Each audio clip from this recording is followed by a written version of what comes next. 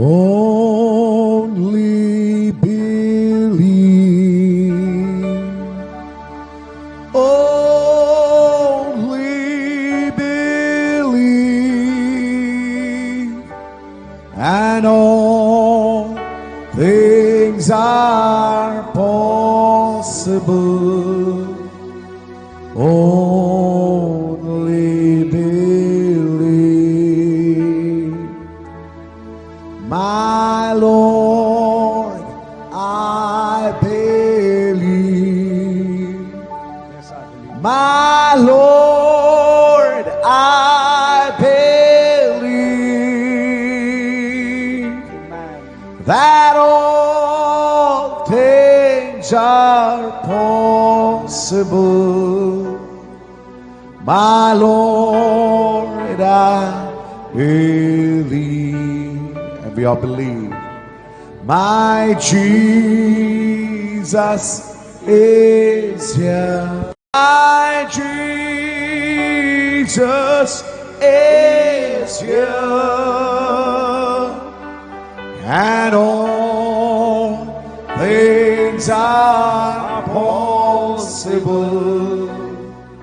My Jesus is here. My Jesus is here. Thank you, Lord. My Jesus is here. And all things are possible. My Jesus is here. Praise Lord. అలాగే నిలబడి ఉండగా పరిశుద్ధ గ్రంథము వైపు తిరుగుదాం. ప్రకటన గ్రంథం 4వ అధ్యాయము 1వ వచనం చదువుదాం.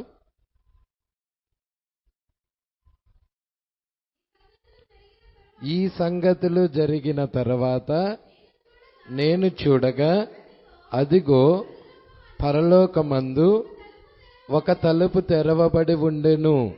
మరియు నేను మొదట వినిన స్వరము దూరధ్వని వలె నాతో మాటలాడగా వింటిని. ఆ మాటలాడిన వాడు, ఇక్కడికి ఎక్కి రమ్ము, ఇక మీదట జరగవలసిన వాటిని నీకు కనపరిచెదను అనెను. చాలండి ప్రార్థన. స్తోత్రాలయ్యా, మహిమగల రాజా, మీకే స్తుతులు స్తోత్రాలు చెల్లిస్తున్నాం ప్రభువా. ఇప్పటిదాకా నీ ప్రియబిడ్డలు పాటల ద్వారా నిన్ను స్తుతించారు. చప్పట్లు కొట్టుచు, వాయిద్యాలు వాయించుచు, కంఠ స్వరాల ద్వారా నీకు మహిమను తెచ్చారు. అతి ప్రాముఖ్యమైన సమయంలోనికి ఇప్పుడు మేము వచ్చి ఉన్నాం ప్రభువా. ఈ గడియ వాక్యం మాకివ్వండి ప్రభువా. ప్రస్తుత కాలానికి సంబంధించిన వర్తమానం మాకివ్వండి ప్రభువా. మా మధ్య ఎవరు బలహీనులు లేకుండా చేయండి నాయన. వ్యాధిగ్రస్తులను స్వస్థపరచండి ప్రభువా. నెమ్మది లేని వారికి నెమ్మది అనుగ్రహించండి ప్రభువా. పరిశుద్ధాత్మ బాప్తిజం ఇవ్వండి ప్రభువా. మీరే మా అందరితో మాట్లాడి మహిమ ఘనత ప్రభావాలు పొందుకోమని యేసుక్రీస్తు నామములో ప్రార్థన చేసి అడిగి వేడుకొనుచున్నాము. ఆమేన్. కూర్చుందాం. Praise Lord. మరి ప్రకటన గ్రంథము 4వ అధ్యాయంలో చూస్తున్నాం. ఈ సంగతులు జరిగిన తర్వాత ఇక్కడ ఏమంటున్నాడమ్మా? ఈ సంగతులు అంటే ఏ సంగతులు? ప్రకటన గ్రంథం 1వ అధ్యాయంలో ఉన్న సంగతులు, ప్రకటన గ్రంథం 2వ అధ్యాయంలో ఉన్న సంగతులు, ప్రకటన గ్రంథం 3వ అధ్యాయంలో ఉన్న సంగతులు. Praise Lord. అంటే ఏంటవి? సంఘకాలాలు ఉన్నాయి. ఎన్ని సంఘకాలాలు ఉన్నాయి అక్కడ? 7 సంఘకాలాలు ఉన్నాయి. ఈ 7 సంఘకాలాలు జరిగిన తరువాత నేను చూడగా ఏమనుందండి అక్కడ? నేను చూడగా అదిగో పరలోకమందు ఒక తలుపు తెరవబడి ఉండెను. చూసారా అండి? పరలోకంలో ఏం తెరవబడింది అంటున్నాడు? ఒక తలుపు. మరి పరలోకంలో తెరవబడిన ఆ తలుపు ఏంటి? హల్లెలూయా. మరి పరలోకపు యొక్క నమూనాని ఎక్కడికి తీసుకొస్తున్నాడు? భూలోకంలోనికి తీసుకొస్తున్నాడు. అంటే పరలోకంలో ఒక తలుపు తెరవబడినట్లయితే భూమి మీద కూడా ఒక తలుపు తెరవబడాలి. మీరు చూచినట్టయితే సంఘకాలాలలో చివరి సంఘకాలం పేరేంటి? లవోదికయ సంఘకాలం, ఫిలదెల్ఫియా సంఘకాలం. లవోదికయ సంఘకాలంలోకి వెళ్ళేటప్పుడు అక్కడ ఒక తలుపు తెరవబడతా ఉన్నది. అక్కడ మీరు చూడండి, ఎత్తబాటుకు ముందు ఒక తలుపు తెరవబడతా ఉన్నది. అదే మనము ఫిలదెల్ఫియా సంఘకాలము గురించి ఏమని లేఖనం సెలవిస్తుందో చూడండమ్మా. ప్రకటన గ్రంథము 3వ అధ్యాయము, ప్రకటన గ్రంథము 3వ అధ్యాయము 7వ వచనం, 8 నుండి చూడమ్మా. నీ క్రియలు నేను ఎరుగుదును, నీకున్న శక్తి కొంచెమై ఉండినను నీవు నా వాక్యమును గైకొని నా నామము ఎరుగననలేదు. ఇదిగో చూసారా అండి? అంటే పరలోకపు నమూనాను ఎక్కడికి తీసుకొస్తున్నాడు? పరలోకపు నమూనాను ఎక్కడికి తీసుకొస్తున్నాడు?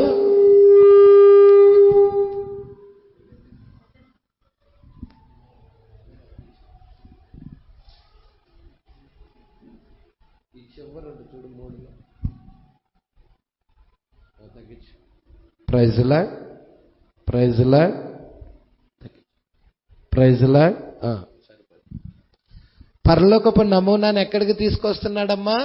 భూమి మీదకి తీసుకొస్తున్నాడు. అంటే పరలోకంలో ఏమున్నదో ఆ కార్యాలను భూమి మీదకి తీసుకొస్తున్నాడు. హల్లెలూయా. మరి ఇక్కడ మీరు చూస్తా ఉన్నారు, మీరు ఎంతమందికి అర్థమవుతా ఉన్నదో, ఇక్కడ ఈ సంగతులు జరిగిన తర్వాత నేను చూడగా పరలోకమందు ఒక తలుపు తెరవబడెను. ఇంకేమంటున్నాడమ్మా? ఏంటి ఆ తలుపు అంటే, ఫిలదెల్ఫియా సంఘకాలంలో కూడా ఇక్కడ ఒక తలుపు తెరవబడతా ఉన్నది. అదేదో కాదు, పరిశుద్ధాత్మ అయి ఉన్నది. హల్లెలూయా. మరి పరిశుద్ధాత్మ మరి ఫిలదెల్ఫియా సంఘకాలంలో నుండి లవోదికయ సంఘకాలంలోకి వెళ్లే ముందుగా అక్కడ పరిశుద్ధాత్మ కుమ్మరింపు జరిగినదా? హల్లెలూయా. మరి అదే అంటున్నాడు. ఏమంటున్నాడు? ఒక తలుపు తెరవబడి ఉండును, ఇదిగో తలుపు నీ ఎదుట తీసి ఉంచాను, దాన్ని ఎవడు వేయనేరడు అని అంటున్నాడు. ఇక్కడికి రండమ్మా. పరలోకమందు ఒక తలుపు తెరవబడి ఉండెను, మరియు నేను మొదట వినిన స్వరం బూరధ్వని వలె నాతో మాట్లాడగా. చూసారా అండి? ఆ బూరధ్వని అక్కడ విన్నాడు పరలోకంలో. ఆ పరలోకపు యొక్క నమూనాని భూమి మీదకి తీసుకొచ్చాడు కాబట్టి 7 సంఘ కాలాల్లో కూడా బూరధ్వని విన్నాడు. హల్లెలూయా. 7 సంఘ కాలాలలో ప్రవక్త యోహాను బూరధ్వని విన్నాడు. అలా ఇంకేమంటున్నాడమ్మా? ఆ మాటలాడిన వాడు అదే ఎత్తబాటై ఉన్నది, అదే ఎత్తబాటై ఉన్నది. ఇప్పుడు యోహాను మరణించి ఎత్తబడ్డాడా? భూమి మీద సజీవముగా ఉండే ఎత్తబడ్డాడా? ఇక్కడికి ఎక్కి రమ్ము, ఇక మీదట జరగవలసిన వాటిని నీకు కనపరిచదని అన్నాడు. మరి ఇక్కడికి ఎక్కి రమ్మని అంటున్నాడు. యోహాను అది ఎత్తబాటై ఉన్నది. అంటే వధువు యొక్క ఎత్తబాటు గురించి మనం ఇక్కడ చూస్తా ఉన్నాం. యోహాను వధువుకు సాదృశ్యమై ఉన్నది. మరి ఇక్కడ మనం చూస్తున్నాం. మరి పోయిన వారం మనము ముగింపులో ప్రార్థన దగ్గరకు వచ్చాము. మరి మీరు దాన్ని చూస్తే మరలా ఇంకొకసారి చూడాలని ఇష్టపడుచున్నాను. ఇక్కడ ఏమంటున్నాడో చూడమ్మా. ఇక్కడ మనం చూస్తున్నాము. ఇప్పుడు అది ఇక్కడ ఉన్నది, ఇప్పుడు అది మనతో ఇక్కడ ఉన్నది. పరిశుద్ధాత్మైన యేసుక్రీస్తు నిన్న నేడు నిరంతరం ఒకటే రీతిగా ఉన్నాడు. మీకు ప్రసంగముగా ఉన్నది అది, కానీ అది బోధగా ఉన్నది. అది మీకు ఏది తప్పో ఏది ఒప్పో అని చూసి తెలుసుకొనుటకు ప్రయత్నం చేయుటకై ఉన్నది. పరిశుద్ధాత్మ నీ మీదకు వచ్చినప్పుడు ఏది తప్పో ఏది ఒప్పో నువ్వు ఎరుగుతావు. పరిశుద్ధాత్మ లేకుండా ఏది తప్పో ఏది ఒప్పో ఎరగలేవు. ఇప్పుడు మీకు చిన్న ఎగ్జాంపుల్ చెప్తా. పరిశుద్ధాత్మ ఏదో కాదు, యేసుక్రీస్తే. యేసుక్రీస్తు లోకమునకు వెలుగై ఉన్నాడు. ఇప్పుడు మీరు చాలా జాగ్రత్తగా పట్టుకోండి. చీకటిగా ఉన్న గదిలో నువ్వు వెళ్ళి ఏదైనా ఒక వస్తువు పట్టుకొని అది ఏదో చెప్పగలుగుతావా? ఎందుకు చెప్పలేవు? అక్కడ వెలుగు లేదు కాబట్టి. అదే విధముగా పరిశుద్ధాత్మ లేని వ్యక్తి కూడా చెప్పలేడు. ఏది తప్పో ఏది ఒప్పో, ఏ బోధ కరెక్టో ఏ బోధ కరెక్ట్ కాదో చెప్పలేడు. మరి ఎరగాలంటే ఏం కావాలి? పరిశుద్ధాత్మ కావాలి. ప్రజల వెలుగు దగ్గరికి వెళ్ళిన తర్వాత ఒక వస్తువు పట్టుకుంటే ఇది వెలుగు, ఆ వస్తువుని ఏం చేస్తుంది? ప్రతిబింబిస్తా ఉంటది. అందుకే ఎఫెసీయులకు రాసిన పత్రికలో ఏమంటున్నాడు? సమస్తము వెలుగు చేత ఖండించబడును. చూడమ్మా, ఎఫెసీయులకు రాసిన పత్రిక. అమ్మా అదే మీరందరూ తీసినట్టయితే మీరు చూడొచ్చు.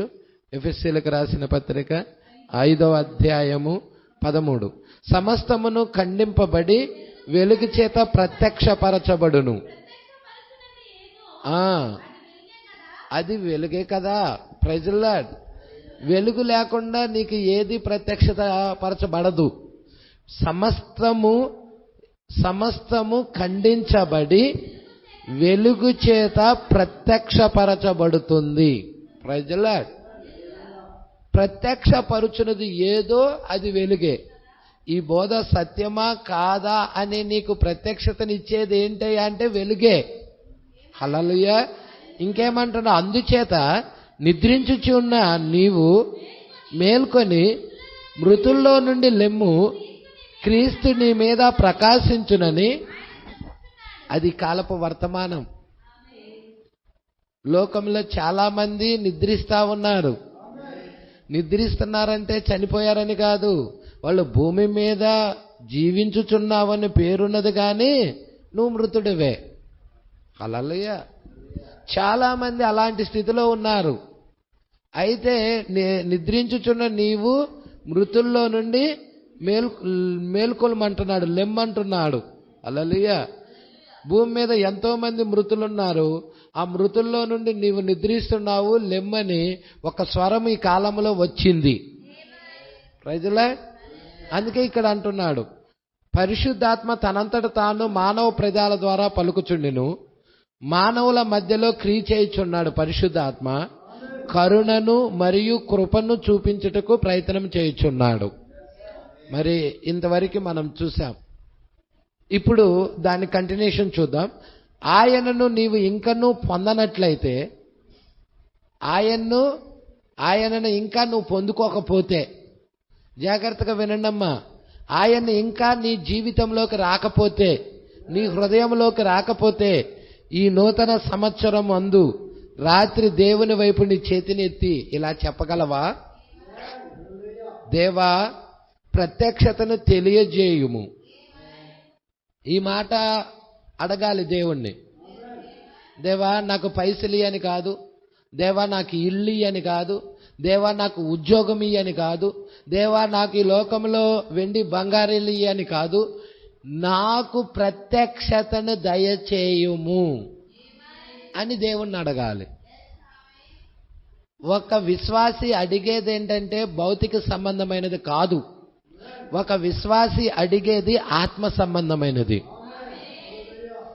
విశ్వాసి అనేవాడు ఆత్మ సంబంధమైన వాటి మీద మనసు పెడతాడు. లోకస్తుడు భౌతిక సంబంధమైన వాటి మీద మనసు పెడతాడు. ఆత్మ సంబంధమైన సంగతుల మీద మనసు పెడతాడు. Praise the Lord. అందుకే ఇక్కడ ఏమంటున్నాడో చూడండి. దేవా, ప్రత్యక్షతను తెలియజేయుము. యోహాను మీద ఉన్న అదే శక్తి, యోహాను మీద ఏ పరిశుద్ధాత్మ శక్తి అయితే యోహాను మీద ఉన్నదో అదే పరిశుద్ధాత్మ యొక్క శక్తి నేను పొందునట్లు చేయుము. యోహాను ఆత్మవశుడయ్యాడా? యోహాను పద్మాస్ దీవులోకి కొనుపోబడ్డాడా? పద్మాస్ దీవులో వేయబడినప్పుడు అక్కడ నుండి ఆత్మవశుడై పరలోకానికి కొనుపోబడ్డాడా? మీకు తెలుసా, యోహాన్ని కాగే నూనెలో వేయించారు. అయినా యోహాను కాల్చబడలేదు. ఎందుకు కాల్చబడలేదయ్యా అంటే యోహానులో ఉన్న పరిశుద్ధాత్మను ఎవ్వరూ తాకలేరు, ఎవ్వరూ కాల్చలేరు. ఎందుకయ్యా అంటే ఏ రోమా ప్రభుత్వము కూడా ఆయన కాల్చలేకపోయినది. అందుకే ఆయన పద్మాస్ దీవిలో పడేసింది. అయితే అక్కడ నుండి అతడు ఆత్మవశుడయ్యాడు. యోహాను మీద ఉన్న అదే పరిశుద్ధాత్మ నాకు ఇవ్వు ప్రభువా అని ప్రార్థన చెయ్యాలి. నన్ను ఆజ్ఞాపించినప్పుడు నీ ముందర ఆయనలాగా నేను కూడా శాంతముగా ఉండునట్లు అది చేయును. యేసు ఏ విధముగా ఉన్నాడో, కొట్టువారికి తన వీపును అప్పగిచ్చాడో, ముఖము తిప్పుకోకుండా ఆయా ఒక చెంప మీద కొడితే రెండో చెంప చూయించాడో, ప్రజల అలా అంత శాంతముగా ఉండేలాగా నన్ను చేయుము. హల్లెలూయా. ఏమని ప్రార్థిస్తున్నాడో చూడండి. ఇది ఇక్కడ, నీ చేతిని పైకెత్తుము, దేవుడు నిన్ను దీవించునుగాక, నిన్ను దీవించునుగాక, సంఘమంతటిని నిన్ను దీవించునుగాక. నన్ను ఆజ్ఞాపించినప్పుడు జవాబిచ్చుటకు నన్ను సిద్ధపడనివ్వు. సిద్ధపడకుండా అక్కడ నువ్వు ఉత్తరం ఇవ్వలేవు. ప్రజల సిద్ధపడకుండా దోషిగా నిలబడతావు, అక్కడ నరకంలోకి ఇసిరివేయబడతావు. అదే నువ్వు సిద్ధపడినట్టయితే పరలోకానికి వెళ్తావు, నిత్య జీవం పొందుకుంటావు. 2 మార్గాలు భూమి మీద నీ ఎదుటున్నాయి. తీర్మానము చేసుకొని సరైన జీవితము జీవించాల్సిన మార్గము ఇప్పుడే ఎంచుకోమంటున్నాడు. మా పరలోకపు తండ్రి, మరో 2 గంటల్లో ఈ నూతన సంవత్సరము ముందు రోజు ముగుస్తుంది. హల్లెలూయా. సంవత్సరాలు గడుస్తున్నాయి, క్యాలెండర్లో పేజీలు మారుతున్నాయి. 2025 అయిపోయింది, 2026లో కూడా 3 నెలలు వచ్చేసినాయి. మరి సంవత్సరాలన్నీ గడుస్తా ఉన్నాయి. మరి మన జీవితంలో మార్పు ఉన్నదా? మన భక్తి జీవితంలో ఏమైనా ఎదిగామా? దేవుడికి దగ్గరగా జీవిస్తున్నామా? పరిశుద్ధాత్మను కలిగి ఉన్నామా? ఇప్పుడు రాకడొస్తే ఎత్తబడటానికి సిద్ధముగా ఉన్నామా? హల్లెలూయా. అందుకే అంటున్నాడు, నూతన సంవత్సరం ముందు రోజు ముగుస్తుంది. ఈ క్యాలెండర్ ఎలాగా ముగుస్తుందో మన జీవితం కూడా ఒకానొక రోజు ముగియటానికి సిద్ధంగా ఉంది. క్యాలెండర్ ముగుస్తుందా? పాత సంవత్సరం గతించింది అంటున్నాం. 2025 మళ్ళీ వచ్చిద్దా? చెప్పండి. మళ్ళీ 2025 వచ్చిద్దా? రాదు. ఎందుకని? అది గతించింది. మరి ఇప్పుడు 2026లో ఉన్నాం. ప్రజల ఆ సంవత్సరము ఎలాగా నూతనపరచబడతా ఉన్నదో మన జీవితము కూడా నూతన పరచబడకపోతే పాత సంవత్సరము గతించినట్లుగా మన జీవితము కూడా గతించినట్లయితే హల్లెలూయా తీర్పులో నిలబడాల్సి వచ్చింది. అందుకే సమయము ఉండంగలనే ఇప్పుడే మారు మనసు పొంది దేవుడి వైపుకు తిరిగి జీవితాన్ని ఆయనకి ప్రతిష్ఠించుకొని ఒక నూతనమైన జీవితము జీవించు. పరిశుద్ధాత్మతో నింపుదల కలిగి జీవించు. హల్లెలూయా. అందుకే అంటున్నాడు, నూతన సంవత్సరం వస్తుంది. మేము ఈ సంవత్సరము ఏమి చేశామో మేము అవి చేశాం. నేను చేసిన అనేక క్రియల వల్ల నేను సిగ్గుపడుచున్నాను. ఇప్పుడు చూడండి, పోయిన సంవత్సరం అంతా మన జీవితాన్ని ఒక్కసారి తలంచుకోండి. ఎన్ని పాపపు క్రియలు చేశాము, ఎన్ని అబద్ధాలు ఆడాము, ఎంత మోసం చేశాము, ఎన్ని లోక కార్యాలు జరిగించాము. సిగ్గుపడుతున్నాను. ఆ కార్యాలను తలుచుకోండి ఒక్కసారి. మీ జీవితంలో మీరు చేసిన గతములో చేసిన పోయిన సంవత్సరం వరకు చేసిన కార్యాలను తలుచుకుంటే సిగ్గుపడుతున్నాను అంటున్నాడు. అనేక క్రియల వల్ల నేను సిగ్గుపడుచున్నాను ప్రభువా, వాటికి నేను పశ్చాత్తాపడుతున్నాను. ఆ కార్యాలు జరిగించినందుకు, ఆ కార్యాలు చేసినందుకు దుఃఖముతో పశ్చాత్తాపడుతున్నాను అంటున్నాడు. ఏం తాకింది ఇక్కడ ప్రవక్తని? పరిశుద్ధాత్మ. ఆయన సన్నిధిలోకి ఎప్పుడైతే నువ్వు వస్తావో అప్పుడు నువ్వు ఎంత అల్పుడవో అర్థమవుతుంది. ఇక్కడ ప్రవక్త అంటున్నాడు, నేను పశ్చాత్తాపడుతున్నాను. హల్లెలూయా. పాత సంవత్సరం, గతించిన సంవత్సరంలో చేసిన క్రియలను బట్టి, ఆ చెడు కార్యాలను బట్టి, ఆ చెడ్డ ఆలోచనలను బట్టి నేను పశ్చాత్తాపడుతున్నాను. అలా ఎవరన్నా ఉన్నారండి పశ్చాత్తాపడేవాళ్ళు? పోయిన నెలలో జరిగించిన కార్యాల నిమిత్తం పశ్చాత్తాపడే వాళ్ళు ఉన్నారా? ఇప్పటి వరకు మీ జీవితంలో చేసిన చెడు కార్యాల నిమిత్తము పశ్చాత్తాపడే వాళ్ళు ఉన్నారా? Praise the Lord. నేను చేసిన అనేకమైన కార్యాలు నా సహోదరుల్లోని అనేకులకు అర్థం కావటం లేదు. నా సహోదరుల్లో అనేకులకి ఆ కార్యాలు, బయట పొలంలో ఉన్న అనేక మంది నా సహోదరులకు నేను అవి ఎందుకు చేశానో వారికి అర్థం కావటల్లా. బయట పొలంలో అంటే సువార్త సేవలో ఉన్న వారికి నేను బోధిస్తున్న వాక్యము కానీ అర్థము కావటం లేదు. కానీ తండ్రి, నేను నడిపించబడి ఉన్నాను కనుకనే వాటిని నేను చేశాను తండ్రి. నేను ప్రార్థిస్తున్నాను, నా నడిపింపుకు నన్ను ఎన్నడూ సిగ్గుపడనియ్యని వాడిగా నీవు చేయి. ప్రభువా, నన్ను నడిపించు. ఎంతమంది అలాగా అడుగుతారండి? ప్రవక్త దేవుడి చేతుల్లోకి వెళ్తున్నాడు. ప్రవక్త కుమారుడు ఒకసారి ప్రవక్త కుమారుడు ప్రవక్త అమ్మటే పడుకొని నిద్రపోతున్నాడు. బిల్లి ఎప్పుడైతే బిల్లి పడుకొని నిద్రపోతున్నాడో మధ్యలో అర్ధరాత్రి వేళ దాహమైంది. డాడీ డాడీ దాహమైంది డాడీ, మంచినీళ్ళు కావాలి డాడీ అని ఆ చిన్న కుమారుడు, చిన్న పిల్లవాడు డాడీని అడుగుతున్నాడు లేపి.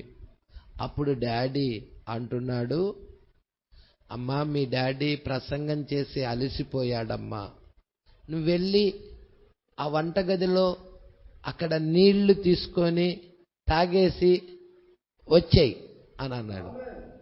డాడీ చీకటిగా ఉంది, నాకు భయమేస్తుంది డాడీ అని. అప్పుడు డాడీ అంటున్నాడు, పరిగెత్తుకొని వెళ్ళమ్మా, అక్కడికి వెళ్ళి గటగట తాగేసాయి, పరిగెత్తుకొని వచ్చేయి అంటున్నాడు. నేను వెళ్ళలేను డాడీ, నాకు భయమేస్తుంది డాడీ అన్నాడు. నేను భయపడుతున్నాను డాడీ అన్నాడు. అప్పుడు ప్రవక్త నిద్ర కళ్ళతో లేచి వెళ్తుంటే చెయ్యి పట్టుకొని ప్రవక్త చెయ్యి బిల్లి పాలు పట్టుకున్నాడు. బిల్లి పాలు చెయ్యి ప్రవక్త పట్టుకున్నాడు. ఎప్పుడైతే బిల్లి పాలు చెయ్యి ప్రవక్త పట్టుకున్నాడో వెళ్తా ఉన్నాడు. వెళ్తున్నప్పుడు అక్కడ జారుడు బల్లలాగున్నది, అంటే ఒక గుడ్డు ఉన్నది, దాని మీద కాలేయంగల జర్రం జారింది. ప్రవక్త చేతుల్లో బిడ్డ ఉన్నాడు కాబట్టి పడిపోలేదు, అక్కడ పట్టుకొని ఉన్నాడు. తండ్రి పట్టుకొని ఉన్నాడు చేతిని. ఈరోజు నా ప్రభువైన యేసుక్రీస్తు నా తండ్రి ఈరోజు నా చెయ్యి పట్టుకొని ఉంటే మనము పడిపోము. బిల్లి పాలు ఎలా పడిపోకుండా తండ్రి పట్టుకున్నాడో ఈరోజు యేసుక్రీస్తు చేతిలో నువ్వున్నట్టయితే, యేసయ్య చేతిలో నువ్వున్నట్టయితే నువ్వు పడిపోవు. నిన్ను సంరక్షించేవాడు, శ్రద్ధ వహించేవాడు, నిన్ను కాపాడేవాడు నీ పక్షాన ఉన్నాడు. కొనుకడు నిద్రపోడు ఆయన.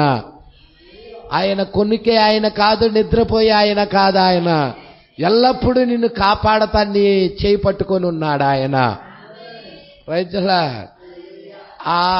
ఇక్కడ ప్రవక్తని ఎలాగా ఆ పరిశుద్ధాత్మ నడిపిస్తుందో, బిల్లిని ఎలాగ తండ్రి నడిపించాడో, ఈరోజు అదే పరిశుద్ధాత్మ ఈరోజు మనల్ని నడిపించాలని, ఓ ప్రభువా నన్ను కూడా నువ్వు నడిపించు ప్రభువా అని ఎంతమంది మీ జీవితాలు ఆయనకి ప్రతిష్ఠించుకుంటారో, ఈ రాత్రికాల సమయంలో ఎంతమంది ఆయన చేతుల్లోకి మీరు అప్పగించుకుంటారు? అందుకే అంటున్నాడు, ప్రభువా నన్ను నడిపించు, నేను ఏది చెయ్యవలసి ఉన్నదో దాన్ని చేయనట్లు నడిపించు. దేవా నాకు సహాయం చేయవా? ఎందుకనగా నేను యథార్థవంతుడిగా నీ చిత్తమును తెలుసుకోవాలని ఆశిస్తున్నా. ఈరోజు ఇలాంటి ప్రార్థన నేర్చుకోవాలి మనం. యథార్థవంతుడిగా నీ చిత్తాన్ని తెలుసుకోవాలని నేను ఆశిస్తున్నాను. దాని ద్వారా నేను జీవాహారమును ప్రపంచంలోని ప్రజల యొద్దకు తీసుకొని వచ్చుటకై ఉన్నది. జీవాహారం దేవుడి యొక్క వాక్యాన్ని లోకంలో ఆకలి కొన్న ప్రజల దగ్గరికి తీసుకొని రావటానికి నన్ను నేను యథార్థవంతుడిగా చేసుకుంటున్నాను, అప్పగించుకుంటున్నా ప్రభువా. నీకు యథార్థంగా ఉండాలని ఆశిస్తున్నాను ప్రభువా. ప్రజల ఎంతమంది యథార్థంగా ఉండటానికి రాత్రికాల సమయంలో ఆశిస్తున్నారండి? ఎంతమంది అటువంటి యథార్థతను కోరుకుంటున్నారండి? ప్రజల నీ చిత్తం తెలుసుకోవాలని ఆశిస్తున్నాను. దాని ద్వారా నేను జీవాహారము ప్రపంచంలోని ప్రజల యొద్దకు తీసుకొని వచ్చుటకై ఉన్నది. నేను ఈ సంఘమును వదిలి వెళ్ళేటప్పుడు అనేక సంవత్సరాల క్రితం నీవు నాకు చూపించిన ప్రకారముగా, ఆ దర్శనం ప్రకారముగా నేను ఈ గొప్ప జీవాహారపు పర్వతమును చూచినప్పుడు తెల్లని వస్త్రాలు ధరించుకున్న పరిశుద్ధులు భూమి అంతట నుండి ఆ జీవాహారాన్ని తినుటకు వస్తున్నారు. ఏంటి ఆ జీవాహారం? ఈ వర్తమానం, ఈ వాక్యం. ఈ వాక్యాన్ని భుజించటానికి వస్తున్న మనుషులు ఎవరు? ఆయన భార్య. పీనుగా వాక్యమై ఉన్నది, జీవాహారమై ఉన్నది. పీనుగా ఎక్కడ ఉండునో అక్కడికి పక్షిరాజు పిల్లలు పోగగును. ఈ ఆహారాన్ని భుజించటానికి 4 దిక్కుల నుండి వస్తా ఉన్నారు. 4 మూలల నుండి ఎన్నుకోబడిన వారు వస్తున్నారు. ఏర్పాటులో ఉన్నవారు వస్తున్నారు. ఎవరిని నడిపిస్తుంది వారిని? ఆత్మ, పరిశుద్ధాత్మ. నోవాహు ఓడలోకి ఏ విధముగా ఆ జంతువులని ఓడలోకి నడిపించిందో పరిశుద్ధాత్మ, పక్షులని నడిపించిందో పరిశుద్ధాత్మ, అనేక జీవరాశులను నడిపించిందో పరిశుద్ధాత్మ, జంతువుల్ని నడిపించిందో పరిశుద్ధాత్మ, అదే పరిశుద్ధాత్మ మానవుడిని కూడా ఈ జీవాహారము దగ్గరికి, ఈ చివరి కాల వర్తమానము దగ్గరికి నడిపిస్తునుగాక. Praise the lord. వాళ్ళు నడిచి ఈ జీవాహారాన్ని తినటానికి వస్తా ఉన్నారు. తూర్పు నుండి, పశ్చిమ నుండి యాత్రికులు వస్తున్నారు. యాత్రికులు ఎంత ధన్యులు! యాత్రికులా? ఓ యాత్రికులు, వారు ఇక్కడ ఉన్నారా? వాక్యాన్ని భుజించటానికి వచ్చిన యాత్రికులు, జీవాహారాన్ని భుజించటానికి వచ్చిన యాత్రికులు. ఓ దేవా, అనుమతి ఇవ్వు. ఆ జీవాహారాన్ని భుజించటానికి అనుమతి ఇవ్వు. ఓ దేవా, ప్రజలకు జీవాహారం అందించుటలో ఎప్పుడు విఫలము చెందకుండా ఉండాలని అనుమతి ఇవ్వు నాకు అని ప్రవక్త ప్రార్థిస్తున్నాడు. ఎప్పుడూ విఫలం అవ్వకూడదు. జీవాహారం అందించుటల్లో ఎప్పుడు వెనకపడకూడదు, ముందుండాలి. మరి ఎంతమంది వాక్యానికి ముందుంటున్నారు? ఎంతమంది జీవాహారము కొరకు ముందుంటున్నారు? ఇది ఒకళ్ళు చెప్తే కాదు. పరిశుద్ధాత్మ బాప్తిజం ఎప్పుడైతే ఆ వ్యక్తిని తాకుతుందో ఈ జీవాహారం కొరకు లగెత్తుతారు. వాళ్ళు లగెత్తుతారా అండి? మీకు చిన్న ఎగ్జాంపుల్ చెప్తానండి. చిన్న ఎగ్జాంపుల్. మనం రోడ్డు మీద వెళ్తున్నాం. 100 రూపాయలు కట్ట రోడ్డు మీద పడేశారు. దాన్ని చూసిన వాళ్ళందరూ లగెత్తుతారా లేదా? తీసుకోవటానికి లగెత్తుతారా? 100 రూపాయల కట్ట అంటే 100 ఉంటాయి. అంటే ఎన్ని అయ్యి 10,000 రూపాయలు. అంతే కదండి. 10,000 రూపాయల కోసము అంత లగేశారు. మరి 10,000 కంటే విలువైనది కదా ఇది. దీని విలువ చెప్పండి. బంగారం కంటే, మేలిమి బంగారం కంటే, రత్నరాసుల కంటే విలువైనదా కాదా? ఒక భౌతిక సంబంధంగా ఒక 1000 రూపాయల కట్టు, 10,000 రూపాయల కట్టు, 500 రూపాయల కట్టు అక్కడ పడితే పరుగున లగెత్తి దాని దగ్గర పట్టుకోవటానికి వెళ్తే, ఇది నిత్య జీవం. దీని దగ్గరికి ఇంకెంత పరిగెత్తాలి, ఇంకెంత లగెత్తాలి. హల్లెలూయా. ఏర్పాటులో ఉన్న వ్యక్తి పరుగులు తీస్తాడు. వాక్యం కోసము పరుగులు తీస్తాడు. దేవుడికి మహిమ కలుగును గాక. ఆ వాక్యం నాకు కావాలి అని, ఆ వర్తమానం నాకు కావాలి అని ఆలయ తలుపులు తెరిచేదాకా కాదు, ముందే అక్కడ ఉండిపోతాడు. ఆలయ తలుపులు తెరవక ముందే అతడు అక్కడ ఉంటాడు. ఆ ఆలయ పనులు చేస్తాడు అతడు. ఆ మందిరము క్లీనింగ్ చేయటము గాని, ఆ ఆలయ పనులు గాని అతడు చేస్తూ ప్రార్థిస్తాడు. ఒక ఆలయంలో ఒక చాపగా నేను ఉండటానికి ఇష్టపడుతున్నాను. ఆ కాలు కాడ తుడుచుకునే పట్టాగా ఉండటానికి ఇష్టపడుచున్నాను. Praise the lord.